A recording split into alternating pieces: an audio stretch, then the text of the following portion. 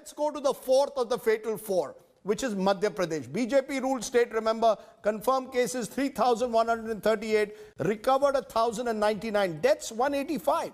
Fatality rate again well above the national average, 5.89%. And guess what? The city of Ujjain has now got the highest fatality rate in the country.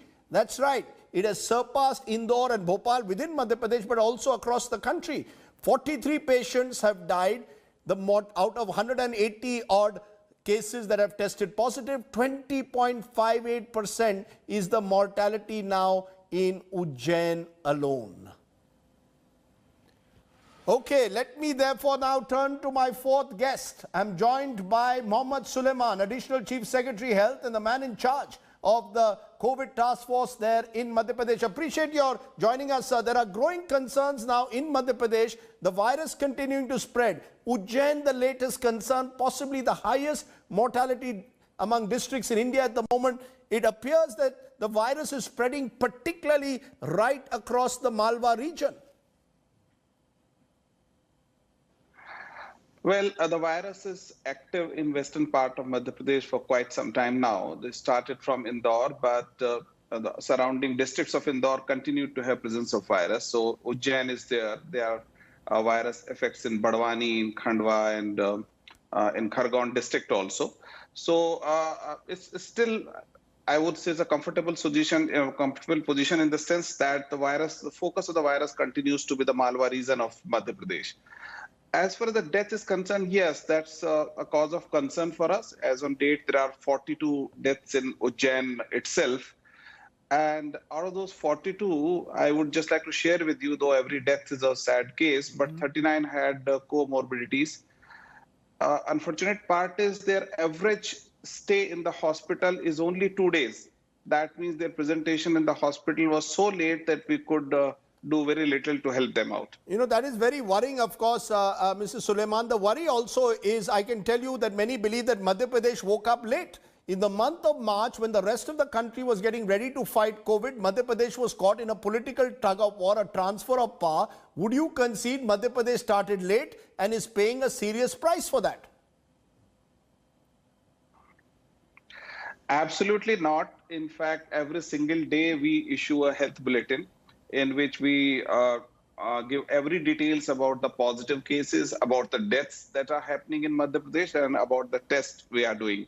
Every single day the health bulletin is issued, and in fact the same bulletin that most of the websites carry, because we submit the same data to Delhi Ministry of Health and Family Welfare, that reflects on all the TV channels. It all comes from our bulletins. There is no other source of data. No, sir, the question I'm asking you is a little different, sir. I am asking you, the worry is that Madhya Pradesh woke up late, sir. In the month of March, when the rest of the country... cases were detected. And the growth in Indore basically suggests that there would have been more number of cases in those days in Madhya Pradesh. So one can say that our response to the challenge was a little slow in the beginning, but we caught up very quickly. In fact, Indore, which used to be our epicenter, now is gradually turning the tide. I'm happy to share with you, for the last 5 days in Madhya Pradesh, our recoveries are more than the new cases. So our actually active number of cases are continuously coming down.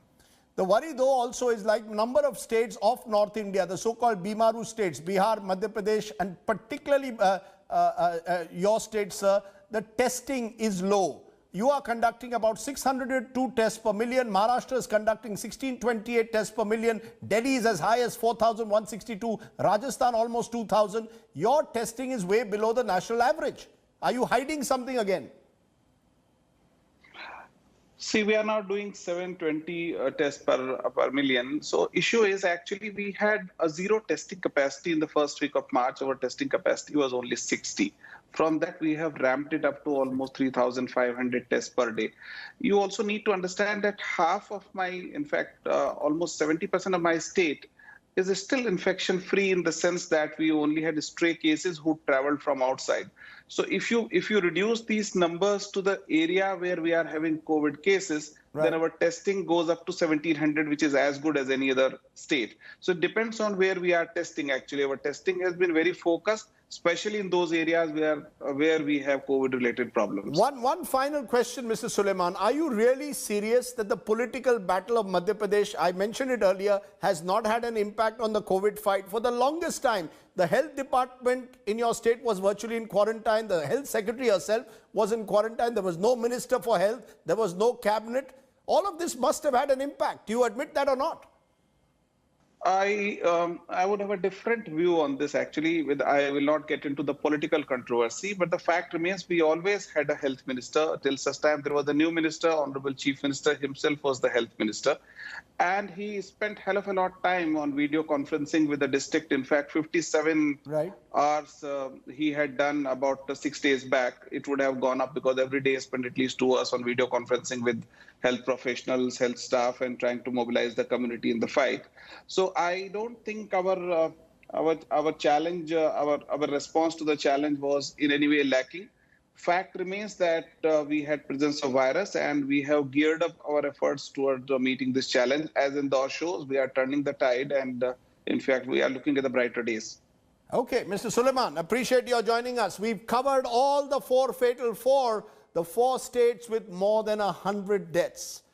Hi everyone, Preeti Chaudhary here. Hope you like this video. For latest news and analysis, like and subscribe to the India Today YouTube channel. And don't forget to press the bell icon to stay updated. Thank you for watching.